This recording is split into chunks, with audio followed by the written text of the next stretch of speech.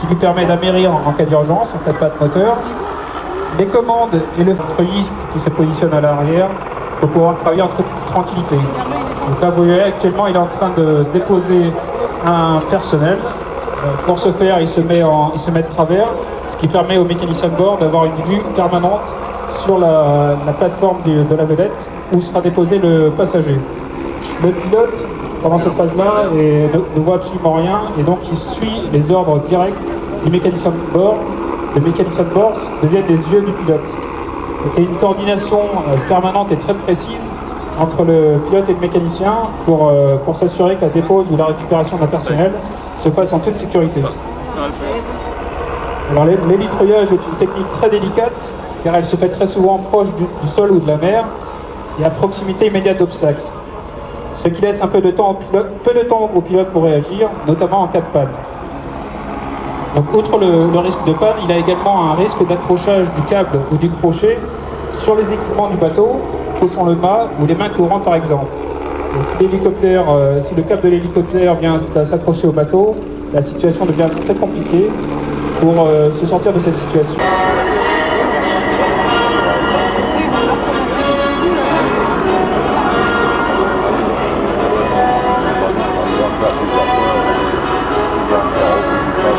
Encore une fois, l'hélicoptère se met, comme vous pouvez le constater, se met de biais pour que le mécanicien qui est sur le côté, porte ouverte, puisse avoir une vue permanente sur le lieu de posée et guider au mieux le pilote, qui lui ne voit pas la zone de posée, il ne voit pas l'endroit où la personne va être déposée ou récupérée, donc il se fie entièrement aux indications données par le pilote.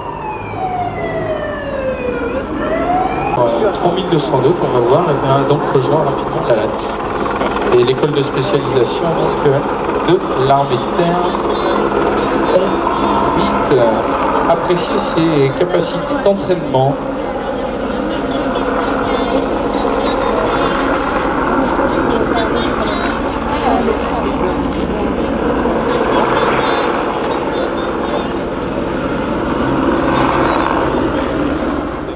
Aux anciens Wardern, lors de la conception donc, de ce Nord 3202, il ne fut pas exporté, donc il ne reste que très peu d'appareils. Aux commandes, comme je vous le disais, c'est un jeune sous-officier de l'armée de l'air et on a fait son plaisir de voler. Il est mécanicien sur la base aérienne de Saint-Dizier, où il exerce ses talents de mécano sur le fleuron de l'industrie aéronautique française sur le Rafale.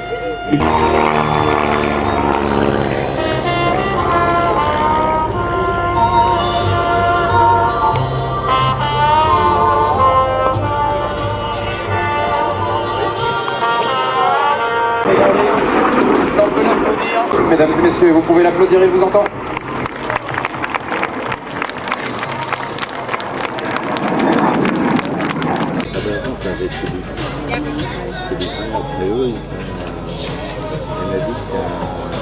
Au don, on a ces ambassadeurs qui tissent un lien fort. Vous êtes venus nombreux aujourd'hui à Pornic pour voir évoluer donc là de la pure voltige. Cette discipline est née à la fin du premier conflit mondial. Et maintenant, donc, plusieurs équipes balisent C. Face à vous, regardez ce Superman et la démonstration d'acrobatie.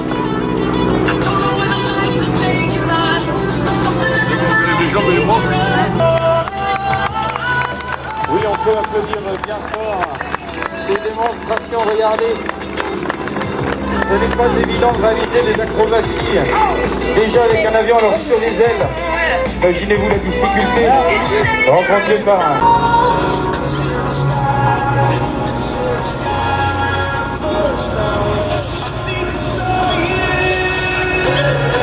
C'est pas une française, en fait. C'est une française.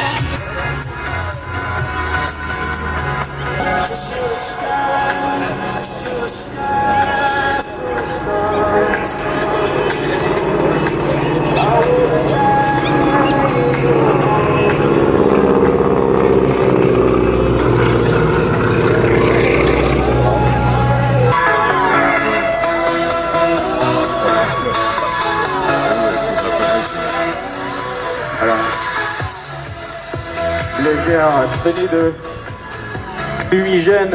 Regardez ce steerman de plus près en train de longer la digue.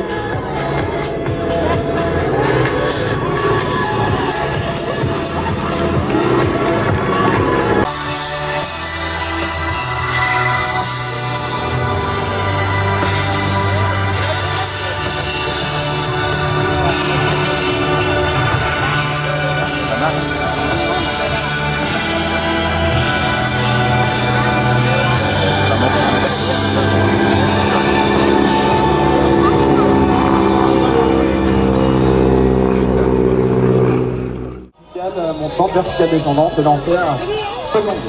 Vous utilisez quoi comme appareil pour réaliser cette mission d'ambassadeur? Alors depuis 2008, l'équipe de voltige de l'armée de l'air Voltigeur Extra 330 qui arrive justement en face à vous sur votre droite. Donc l'Extra 330 est un avion de voltige de conception allemande qui pèse environ 600 kg et qui a un moteur de plus de 300 chevaux. Plus de 300 chevaux, 600 kg, c'est ce qu'on appelle une Formule 1 de l'air. Comment se passe votre entraînement sur cet appareil pour réaliser des démonstrations De sport et les vols d'entraînement. Comment faites-vous pour supporter ces facteurs En l'air et de travailler uniquement de façon mentale.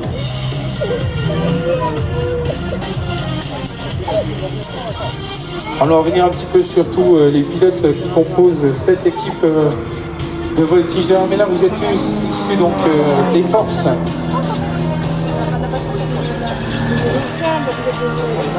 Sur TBM 700 a bien quitté avant de rejoindre l'équipe de voltige en 2015.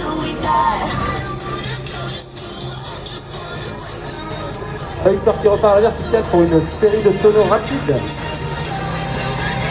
Rapide, vous avez pu voir que l'avion tourne très très vite, il fait des virages de façon très rapide, il tourne à plus de 420 degrés par seconde. Taux de roulis donc exceptionnel pour cet appareil, c'est-à-dire qu'en fait il fait plus d'un tour en une seconde. Il a travaillé déjà depuis le début de l'année et en plus avant de partir en vol. Il a réalisé intégralement toutes ses figures au sol et s'est imaginé ce qu'il allait pouvoir voir à toutes les phases du vol pour ne jamais être désorienté. Un papa, lui, son contrôle technique doit se passer. C'est magnifique, c'est carrément magique vu d'en haut, et je vois que vous êtes très gros, merci à vous de vous être déplacés. Je vais maintenant l'installer un petit peu les bateaux qui sont venus le bruit également, et je vais regarder beaucoup plus, je vais retourner sur la gare, retrouver Morgane, le mécanicien. Merci pour les commentaires, et à tout à l'heure. Alors du coup, je viens de vous remercier chaleureusement d'être venus tous aussi nombreux. Aujourd'hui à Pornic, sous cette belle météo, vous pouvez l'applaudir très très fort. Il viendra dans quelques minutes au car podium de l'armée de l'air. N'hésitez pas à venir nous voir, n'hésitez pas à venir discuter avec nous. Eh bien merci mon lieutenant pour toutes ces informations. Les équipes de présentation de l'armée de l'air, c'est 2 unités. Le directeur des équipes vient de me rejoindre. Bonjour mon colonel. Oui, parce qu'après, il tourne là-bas, puis il faut Bonjour à tous. J'imagine que venir à Pornic pour la 3e année consécutive, eh bien la patrouille de France commence à s'ancrer ici. On se sent bien, on vient montrer notre savoir-faire. En effet, c'est en train de devenir notre maison et on ira vers les pilotes. On a toute une équipe de mécaniciens, coachs, communicants et de personnel administratif. Voilà, le cap...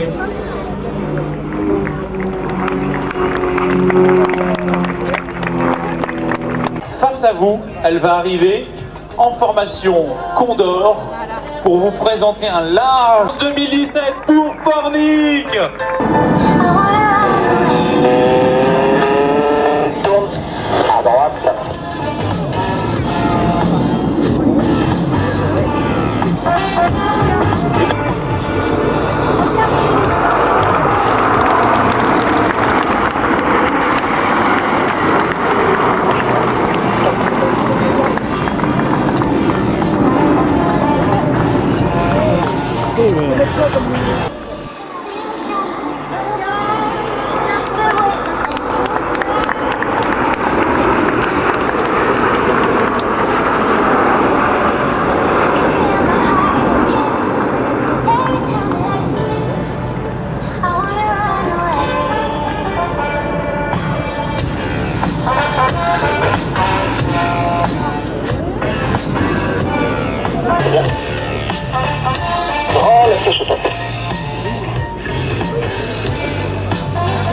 au marais.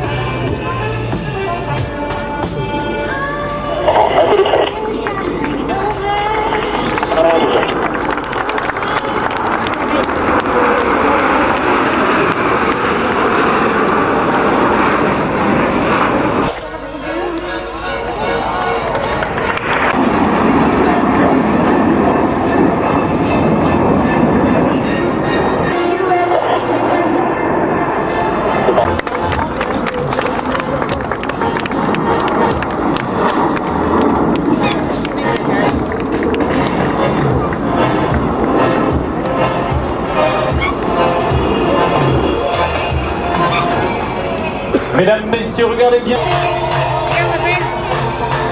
Encore de tête.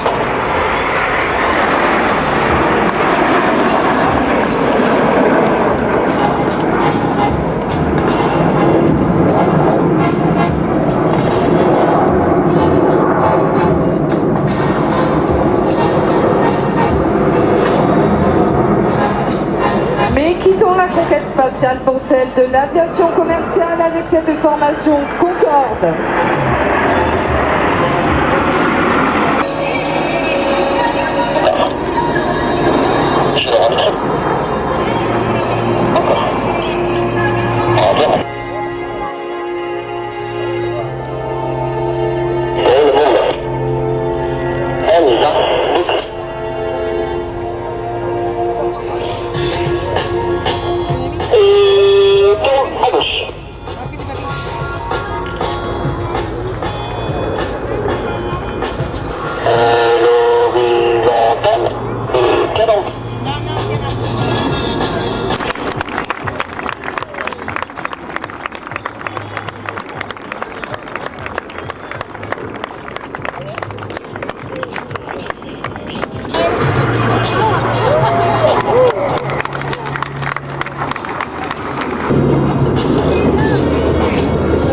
Alors que nos extérieurs quittent la scène par le fond, à taux 7 et 8.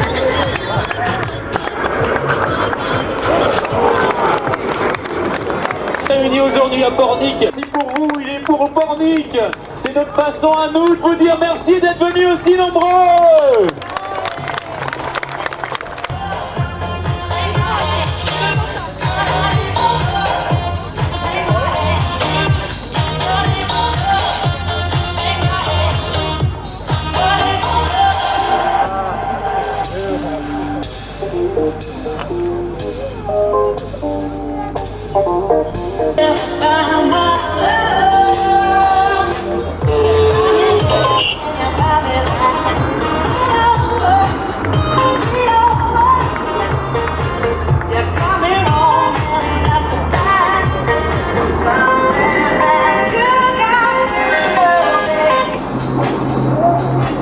Après ce moment de grâce aéronautique, c'est face à vous qu'il faut remise au point cette année, c'est la Barkhane.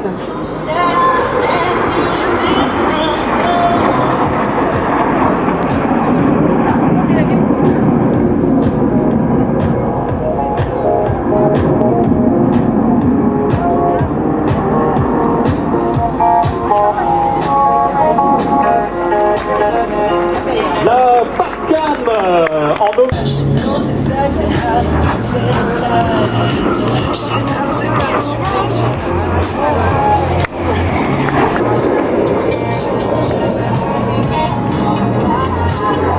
Ils sont situés à côté du leader, ce sont les intérieurs. À droite, en fumée bleue, Atos 2. Le capitaine Damien Bourmeau, pilote de Mirage F1, puis de Mirage 2000. C'est le local de l'État, on l'applaudit bien fort.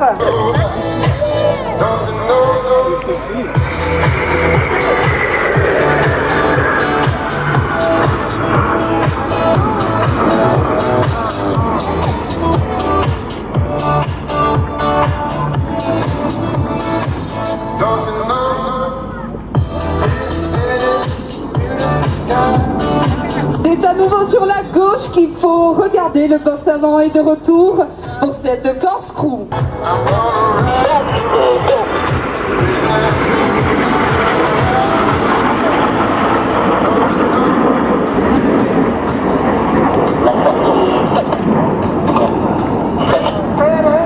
Beautiful night.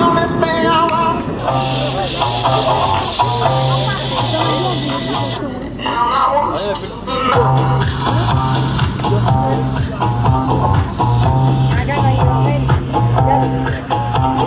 ça tourne. Oui, quand il tourne.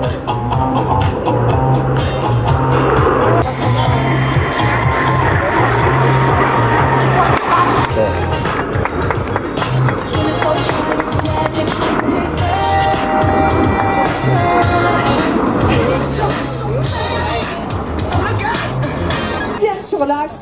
Pour ce dernier croisement, c'est le croisement tombé.